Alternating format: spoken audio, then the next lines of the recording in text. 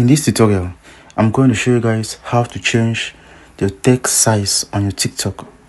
So if you're first time visiting our channel, don't forget to like, subscribe, you share so that you won't be able to miss our upcoming videos. So let's begin. The first thing is that you simply need to log into your TikTok account. Once you're there, you click on this three line. After which you click on what? Settings and policies. So guys, once you get here, you simply need to scroll down and you click on what? Accessibility. After which you click on what? Text size.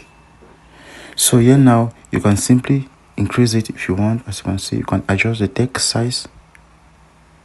So once you're done with adjusting the size the way you want, you simply click on what? Adjust, accept. So after that, you simply need to open your TikTok account. So guys, as you can see, we just successfully changed our text size. Thank you guys for watching. Don't forget to leave your comments in the comment section below. If you face any difficulty doing this, we love you all. See you in our next tutorial.